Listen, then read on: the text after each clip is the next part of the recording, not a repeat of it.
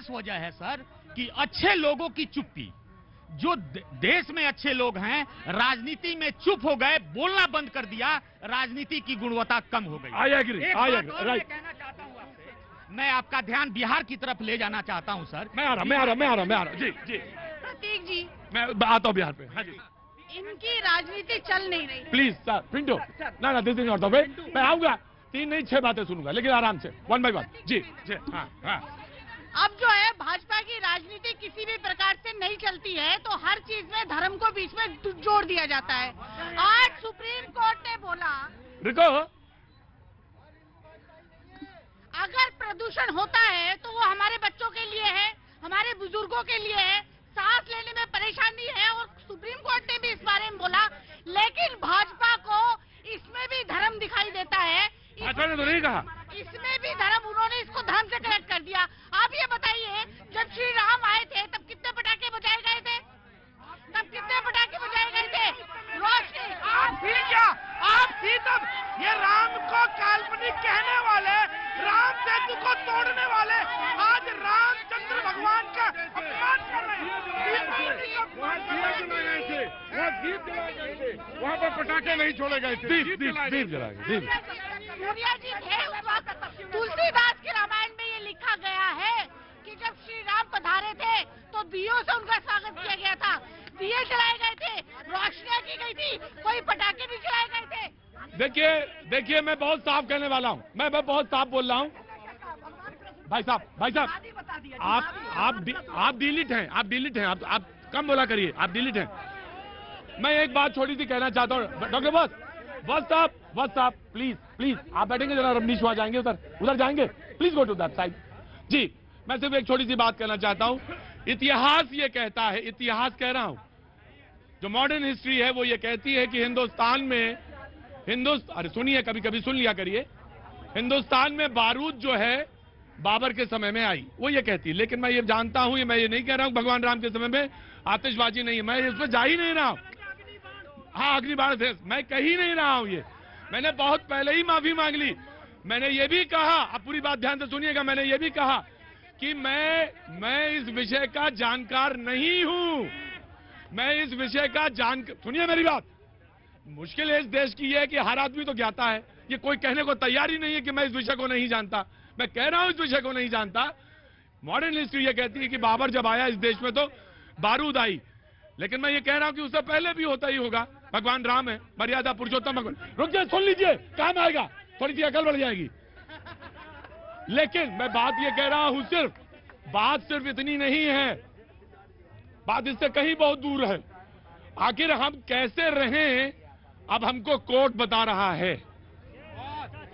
पूरी दुनिया को हमने दर्शन दिया कि जीवन कैसे जिए। डॉक्टर साहब, स्वागत करता हूं आपका। पूरी दुनिया को हमने बताया कि हम जीवन कैसे जिए, और आज हमारी ये स्थिति है कि हमको बताया जा रहा है, कोर्ट बता रहा है कि कैसे जीना है, उत्सव कैसे मनाना है। हम उत्सव धर्मिता और उत्सव प्रियता भूल गए हैं। ये है स्थिति। Just give me a second, just give me. हाँ, देखिए प्रतीक जी, आप एक तो मुश्किल ये है कि आप जो कुछ बोलने लगते हैं बीच में, मैं भूल गया, कुछ बात बता रहा था। देखिए नुकसान आपका है। देखिए प्रतीक जी, आपने कहा कि हमें कोर्ट बता रहा है। कोर्ट केवल सनातनियों को बता सकता है। जलीकट्टू पे बैन लगा सकता है, दही हांडी पे बैन लगा सकता है, लेकिन कोर्ट क्या ऑर्डर करेगा कि बकरीद के ऊपर केवल और केवल आप इको बकरीद बनाइए। दूसरी चीज क्या मैं आ रहा हूं। नहीं होगी। कोर्ट को इसलिए बताना पड़ रहा है क्योंकि ये हद से ज्यादा जो है इन्होंने निकल गए, इसलिए कोर्ट को दखल अंदाजी करनी पड़ रही है। लेकिन ये इतने ज्यादा, ये अपने आप को भगवान से ऊपर समझते हैं, ये अपने आप को कोर्ट से भी ऊपर समझते हैं। मैं आया कहाँ से आना हुआ? उत्तराखंड देहरादून से। उत्तराखंड देहरादून। सुना भाई, अरे डिलीट, अरे जिनकी डॉक्टरेट, धर्म पर जिनकी डॉक्टरेट है, सुने जी। मैं उत्तराखंड देहरादून से हूँ। मैं सर, मेरी नाराजगी है देश के हिंदुओं को आजादी के बाद योजनाबद्ध तरीके से उनको डिमोरलाइज किया गया, उनको अपमानित किया गया, और ये लोकतंत्र के जो मैं आपको एक बात बताऊं, जब प्रधानमंत्री केदारनाथ पहुंचते हैं या बद्रीनाथ पहुंचते हैं तो पर्सनल अपनी बात तो कह सकता हूं, मुझे बड़ी खुशी होती है। जी, बहुत खुशी होती है। बिल्कुल। मुझे कहने में, सुन लो मेरी बात, मुश्किल यही है कि कोई बात अगर साइंटिफिक टेम्परामेंट से कही जा रही है तो उसको सुनने को तैयार नहीं है आप। मुझे बेहद खुशी होती है कि जब आप आइडेंटिफाई करते हैं आप, मुझे बहुत अच्छा लगता है और ये होना भी चाहिए। नहीं हो रहा था, अब हो रहा है, अच्छी बात है, कोई बुराई नहीं है। प्रतीक जी, दुनिया में एक देश बताइए जहां की बहुसंख्यक आबादी को अपने सांस्कृतिक, अपने धार्मिक परंपराओं को निर्वहन करने के लिए बार बार कोर्ट उस पर रोक लगा। मैं बताऊं, आज आपको बताता हूं, उदाहरण देता हूं।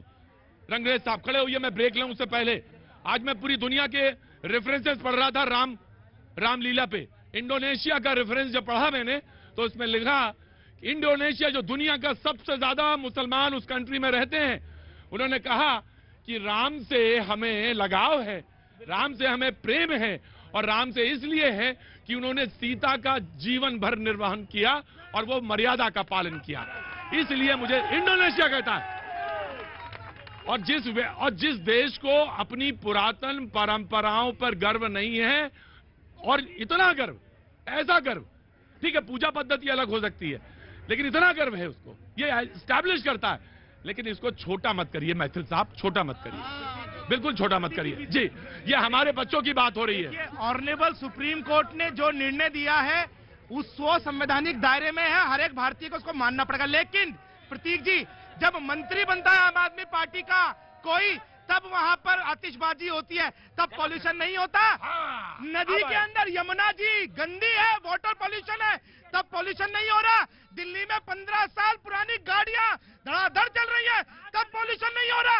इसी सीपी के अंदर जो वाटर प्यूरिफायर केजरीवाल ने लगवाया था वो नहीं चल रहा, उसमें पॉल्यूशन नहीं हो रहा क्या? मैं पूछना चाहता हूं।